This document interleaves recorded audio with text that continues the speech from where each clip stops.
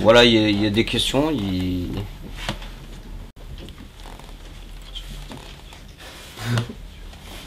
Deux, trois trucs qu'on n'a pas dit, c'est qu'en fait, en disant qu'on fait l'autodistribution et de l'autodiffusion, en fait, en disant qu'on fait de l'autodistribution et de l'autodiffusion, en fait, ça veut dire que juste on n'est pas relayé par les réseaux comme qu'ont les éditeurs normaux qui placent dans toutes les librairies.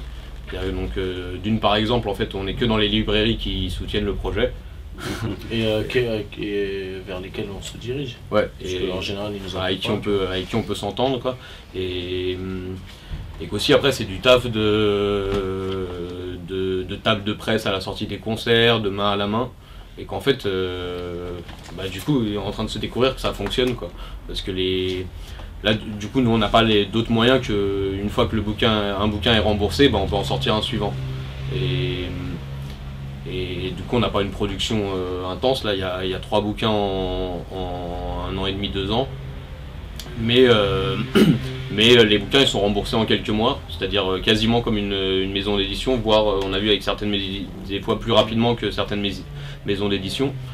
Et donc en fait ça se tient, quoi. Il y a moyen d'inventer autre chose pour diffuser des bouquins et qui est plus un rapport humain, direct, où tu parles avec les gens et où et en plus nos bouquins ils ressemblent à forcément c'est autre chose que d'aller chercher un bouquin à la Fnac, quoi. Et voilà, ça fonctionne, quoi. Ça permet aussi de donner beaucoup de bouquins, et ça, ce qui est quand même agréable, qui est dans un des trucs qu'on avait mis dans cette espèce de réflexion, c'était qu'on voulait pas faire de marchandises, mais distribuer des armes, et je crois que c'est l'idée de fond, quoi. Et un truc comme disait Émile, quoi, de réflexion collective. Là, peut-être on n'a pas présenté ça aussi. Là, en fait, 2030, du coup, on a posé une sorte de concept dessus que on dit mixbook comme une mixtape où tu vas pouvoir inviter toutes sortes de plumes que tu apprécies pour poser sur un thème en rap. Et l'idée c'était de faire pareil avec des nouvelles, et ou pareil tu peux faire une mixtape avec toutes sortes d'inconnus que tu as envie de faire découvrir aux gens. En fait la même chose, d'avoir une plateforme dont le but n'est pas de faire des profits et pas d'en vendre des millions, mais en fait de rentrer dedans et d'avoir pu transformer ça en bouquin, quoi, et le faire connaître, quoi. Et voilà, du coup le premier thème c'était 2030, là, c'était d'imaginer la société en 2030, mais depuis là où l'on est, quoi, aujourd'hui. Et du coup il y en a un qui est terminé là, qui devrait arriver dans pas longtemps, qui s'appelle Le Charbon, et du coup qui questionne le travail, et sur la même base en fait d'écrire depuis là où l'on est, quoi, des nouvelles autour du travail. Alors là du coup ça croise toutes sortes de gens, des anciens taulards. Ouais, vas-y. Ouais, voilà.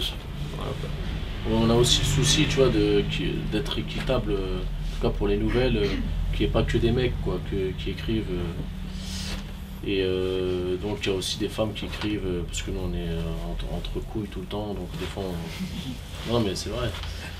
Donc et ça c'est aussi Mathilde j'ai pas l'impression que ça a été fait volontairement, quoi. Non mais pas volontairement, mais en tout cas si par exemple là sur le Charbon on serait retrouvé avec 11 nouvelles écrites par 11 mecs, je pense qu'on serait questionné en se disant ce serait bien que la voix de certaines femmes puisse être entendue, quoi. Grand seigneur. Non, j'essaie de déconstruire mon truc, moi. J'essaie de déconstruire des trucs. Voilà, quoi.